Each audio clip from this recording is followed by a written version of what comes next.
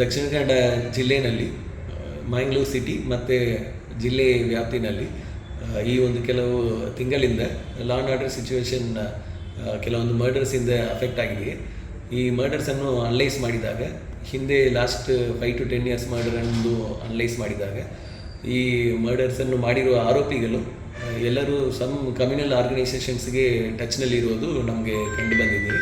ಈ ಹಿನ್ನೆಲೆಯಲ್ಲಿ ಕಮ್ಯುನಲ್ ಆರ್ಗನೈಸೇಷನ್ಸ್ನಲ್ಲಿ ಯಾರ್ಯಾರು ಮುಖಂಡರುಗಳಿದ್ದಾರೆ ಅವರದ್ದು ಡೈಲಿ ಅವ್ರದ್ದು ಲೊಕೇಶನ್ನು ಮತ್ತು ಅವರು ಆ್ಯಕ್ಟಿವಿಟೀಸನ್ನು ವೆರಿಫೈ ಮಾಡಲಿಕ್ಕೆ ನಾವು ಅವರ ಹೆಸರೆಲ್ಲ ಲಿಸ್ಟ್ ಮಾಡಿ ಇಡೀ ಜಿಲ್ಲೆಯಲ್ಲಿ ಎಲ್ಲ ಕಮ್ಯುನಲ್ ರಿಲೇಟೆಡ್ ಆರ್ಗನೈಸೇಷನ್ಸ್ ಅವರು ಮೆಂಬರ್ಸ್ಗೆ ಹೋಗಿ ವೆರಿಫೈ ಮಾಡಲಿಕ್ಕೆ ನಾವು ನಿರ್ದೇಶನವನ್ನು ಕೊಡಲಾಗಿದೆ. ಈ ಒಂದು ಪ್ರಿವೆಂಟಿವ್ ಆ್ಯಕ್ಷನನ್ನು ನಾವು ರೆಗ್ಯುಲರಾಗಿ ಮಾಡ್ತಾಯಿದ್ವಿ.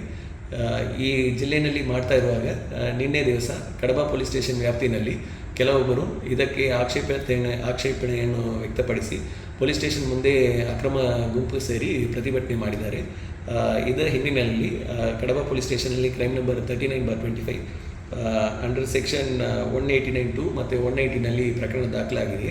ಮುಂದೆ ಅವ್ರ ಮೇಲೆ ಕಾನೂನು ರೀತಿಯಲ್ಲಿ ಈ ಪ್ರಕರಣದಲ್ಲಿ ಕ್ರಮ ತಗೊಳ್ಳಲಾಗುವುದು. ಮತ್ತು ಈ ಪ್ರಿವೆಂಟಿವ್ ಆ್ಯಕ್ಷನ್ ಪೊಲೀಸರದ್ದು ಆದ್ಯತೆಯ ಕರ್ತವ್ಯ ಇದೆ. ಈ ಕರ್ತವ್ಯಕ್ಕೆ ಯಾರೇನೋ ಅಡ್ಡಿಪಡಿಸಿದರೆ ಮುಂದಿನ ದಿವಸಗಳಲ್ಲಿ ಕಠಿಣ ಕಾನೂನು ಕ್ರಮ ತಗೊಳ್ಳಲಾಗುವುದು. ಮುಂದೇನು ಇದು ನಮ್ಮ ಲಾ ಆ್ಯಂಡ್ ಆರ್ಡರ್ ಸಿಚುವೇಶನ್ ಯಾವಾಗ ನಮಗೆ ಇನ್ನೂ ಸೇಫ್ ಎಂದು ಅನಿಸ್ತಾ ಇದೆಯೋ ಆವಾಗ ತನಕ police will continue this activity. ಇದರ ವಿರುದ್ಧವಾಗಿ ಯಾರೇನೋ ಅನ್ಲಾಫುಲ್ ಆ್ಯಕ್ಟಿವಿಟೀಸ್ ಮಾಡಿದರೆ ಅವ್ರ ಮೇಲೆ ಕಠಿಣ ಕಾನೂನು ಕ್ರಮ ತಗೊಳ್ಳಲಾಗುವುದು. ಮತ್ತು ಕೆಲವೊಬ್ಬರು ನಿನ್ನೆ ಬಂದಿರುವ ಘಟನೆಯಲ್ಲಿ ಅವರು ಫ್ಯಾಮಿಲಿ ಮೆಂಬರ್ಸನ್ನು ಕರ್ಕೊಂಡು ಬರ್ತೀವಿ ಎಂದೇನೋ ಹೇಳಿದ್ದಾರೆ. ಯಾರೇನು ಬಂದರೆ ಅವರು ಸಂಬಂಧಪಟ್ಟ ಫ್ಯಾಮಿಲಿ ಮೆಂಬರ್ಸ್ ಯಾರಾಗಿರಲಿ ಅವ್ರ ಮೇಲೇನೂ ಸೂಕ್ತ ಕಾನೂನು ಕ್ರಮ ತಗೊಳ್ಳಲಾಗುವುದು. ಮೇ ತಿಂಗಳ 12ನೇ ತಾರೀಕು ಬಂಟ್ವಾಲ್ ರೂರಲ್ ಪೊಲೀಸ್ ಸ್ಟೇಷನ್ ವ್ಯಾಪ್ತಿನಲ್ಲಿರುವ ಮಧ್ವಾ ಪ್ಯಾಲೇಸ್ ಮದುವೆ ಮಂಟಪದಲ್ಲಿ ನಡೆದಿರುವ ಶ್ರದ್ಧಾಂಜಲಿ ಕಾರ್ಯಕ್ರಮದಲ್ಲಿ ಮಾತಾಡಿರುವ ಕಲಕ್ಕ ಪ್ರಭಾಕರ್ ಭಟ್ ಅವರು ಪ್ರಚೋದನಕಾರಿ ಹೇಳಿಕೆಯನ್ನು ಕೊಟ್ಟಿರ್ತಾರೆ.